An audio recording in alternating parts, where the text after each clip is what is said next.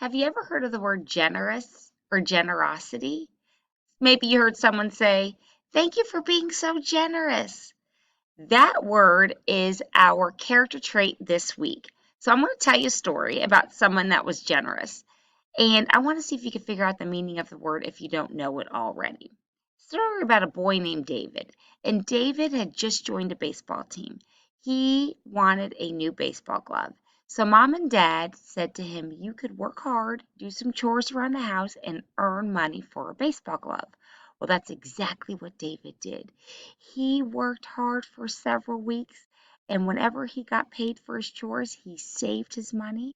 After he gave a little bit to the Lord, he saved the rest, gave a little bit to the Lord the next week, saved the rest, and he did the right thing. When you want something, you save for it. And that's exactly what David did.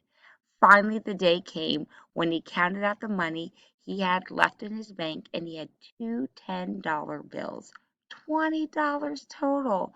That would be just the amount for a new baseball glove. He went to the sports store, he looked in the baseball section, and found a perfect glove. It was black, it was leather, and he was so excited because he knew it would catch a lot of baseballs. He tried it on, and it was a perfect fit and just the right amount of money. He walked up to the cash register to pay for that baseball. But when he got up there, he noticed a man in front of him who was also buying a baseball glove. But this man had a bothered look on his face, and he heard the man on the behind the counter say to the gentleman in front of him, "I'm sorry, you don't have enough money." David noticed that the man was looking frantically for the money. He said, "Oh no, I must have dropped my money somewhere. I was going to buy this baseball glove for my son for his birthday." But the man knew he didn't have enough money. David thought for a moment. He looked at his baseball glove. He looked at his $20 bill. $20, two $10 bills. And he knew he could help the man out and give him some of his money. But if he did that, he would not have enough money for his baseball glove. He had a decision to make. He finally knocked on the man's shoulder and said, "Here you go. You can use this $10 bill to help pay for the money you dropped." The man was shocked and said, "Are you sure?" David said, "Yes, you can go ahead and take the money." David felt so happy. He knew he did not get to buy his own baseball glove. The man was so thankful. The man behind the counter noticed what David did, and that brought joy to the man in front of him because he knew he had now had enough money for his son's baseball glove. It brought joy to the man behind the counter because he saw a boy give of something that was important to him to somebody else. It brought joy to David because he was excited.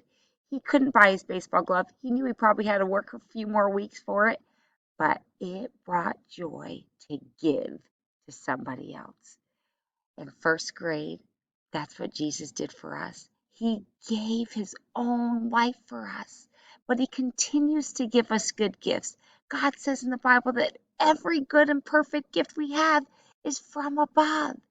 David was acting like Jesus when he gave the man his money. When we give of things that are important to us, we are acting like Jesus. And that is what generosity is. Giving of things like our time, our talent, and our treasures to others with a cheerful attitude. That's our character trait this week. Giving of our time, our talent, and our treasure with a happy attitude. Generosity. I want us to live to give to others. Now, we don't always in first grade have a lot of treasures, right? That's our money because we don't make a lot of money in first grade, but we can give of other things. We can give of our time or our talent, things that we're good at. How about when mom's been working hard all day? She's been helping you with e-learning. She's been doing her own online work and doing laundry and making beds. How about when we see mom making dinner at nighttime and she's worked hard all day? We can give of our time and say, hey, Mom, can I help set the table for you? That would be giving Mom your time to help her. How about our talent, things we're good at? A lot of you are probably great at drawing and writing nice notes. How about the neighbor across the street that might live alone? What about drawing her a picture and sending her a really nice note to her to encourage her? Giving of our time and our talent. And of course, our treasure, things that we have that God has given us that we could share with others. So, this week in Bible, we're going to study two people. One gave of the best and one did not. One learned to be generous and one did not. We're going to study that in Bible class this week.